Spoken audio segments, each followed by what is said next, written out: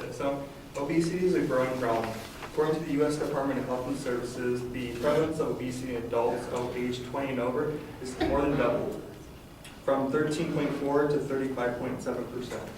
According to the Journal of the Medical Care Costs of Obesity, $190 billion is spent each year on the obesity epidemic.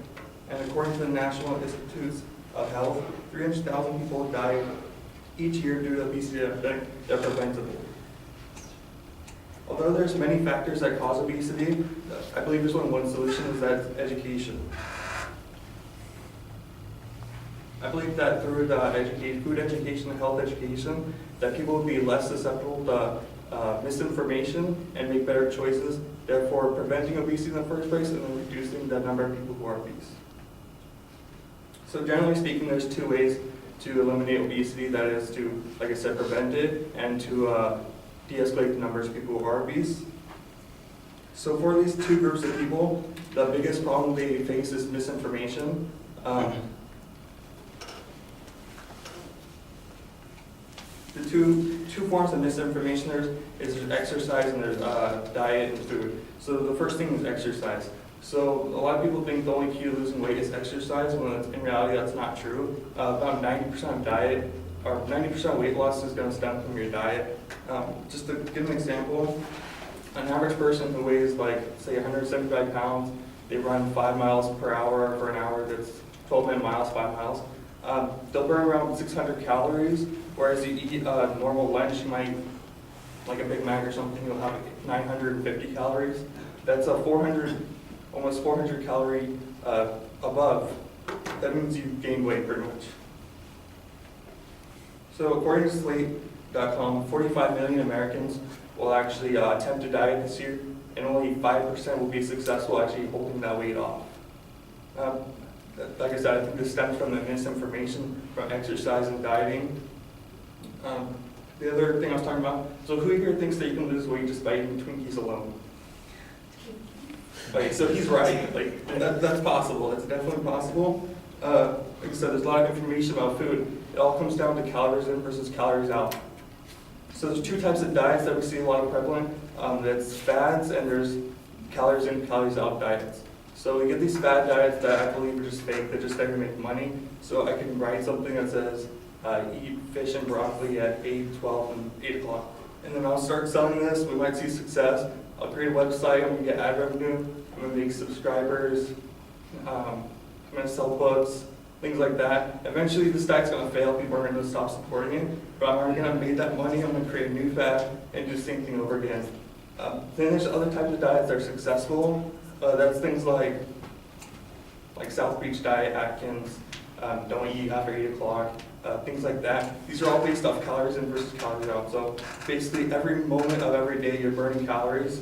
Every person is different. So if I just lay in bed all day, I might burn 2,200 calories just for my body processes. Whereas someone who is maybe a little bit shorter or weighs less will burn 1,500 calories a day doing nothing. So basically you have to eat less than that amount to lose weight. That's the only possible way to lose weight. It's calories in, it's physics, so anyway it works. So like I said, misinformation is the biggest problem with obesity. So how do we prevent this information? It's to counter it with information. It's through education. So currently schools, I know most of us taking like a health class where they covered the basic food pyramid and stuff like that, which I probably didn't take much away from.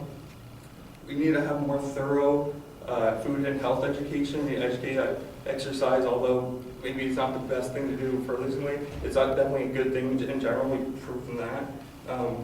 We need to go over in-depth proteins, macros, fats, lipids, all these sort of things, details that people just need to know in general. Through education, we'll be able to counter misinformation. Like if someone tried to tell you that water is bad for you, you'd obviously know that that's not true because there's so much proof that's saying otherwise. So you're not going to pay attention to things that people say only eat kale or something. I don't know. The other sort of thing is if we inform the uninformed public who we want to prevent from suffering from obesity, well, if we give them these health education classes, they'll make better choices throughout their lives. They're going to figure out what they should eat, how much, therefore preventing obesity from happening in the first place. So in this information, we can help people lose weight, and we can also prevent it. So through these education classes, I think education is pretty much the key solution to the obesity epidemic.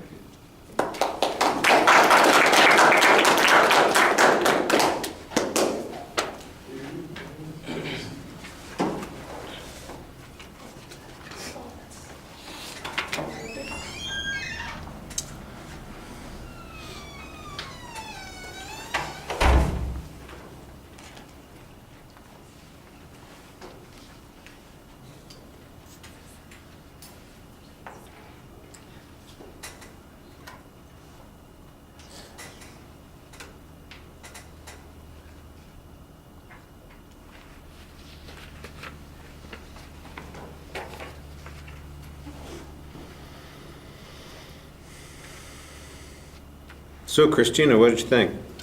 I think that you could have had a better attention getter at the beginning instead of opening with like a statistic. But I did like that you pretty much outlined your what were you going to say in your speech in your introduction, and it seemed like you were really informed about it. I think even before writing the speech, so that kind of made me like believe everything you were saying. But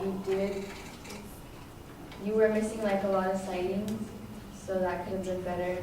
And you talked to us pretty loudly, and you were looking at us a lot of times too, so that was good.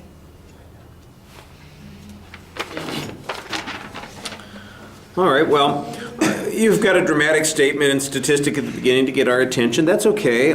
It could be a little bit more interesting, but I think you do accomplish your goal to some degree. You've got a pretty clear, specific purpose statement. Your focus is on making sure that people are adequately informed and educated on these issues. I do think you need to demonstrate that there is a lack of information on this. So the notion that people don't understand the calories, for instance, I think is a little bit problematic. I did like the way that you kind of talked about, well, can you lose weight eating Twinkies? And the answer, of course, is yes, you did. I kind of like the way you engage on people like that. You just have to eat relatively small number of Twinkies, So if you get, 1,500 calories a day in Twinkies and you burn 2,200 calories a day, you're in good shape. You're going to be losing weight, like you said. I think that makes perfect sense.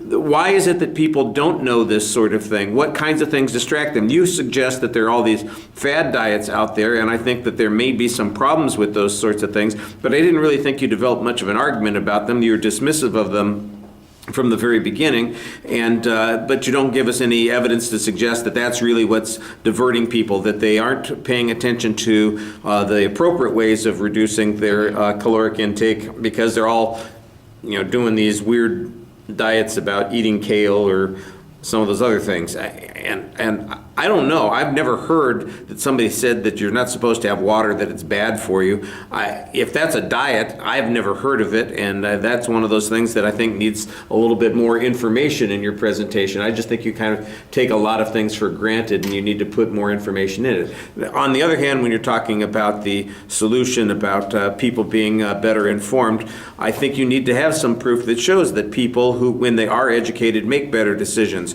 I think I think there are a lot of people out there who understand some of the concepts that you're talking about. They just reject them because it's inconvenient, it's inexpensive to eat, like you said, the fast foods, that sort of thing that's cheap and easy and quick and it tastes good.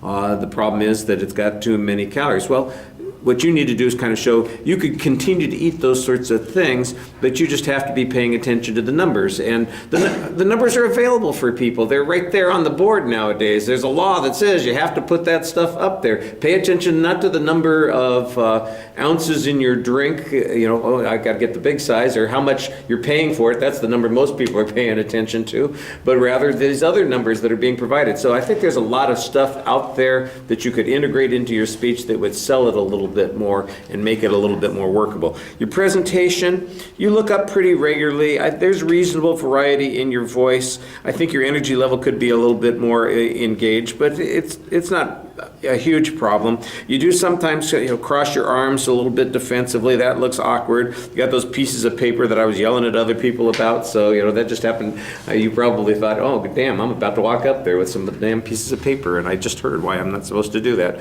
Oh, well, sorry. It's a little late to make it change, right now. All right, thank you.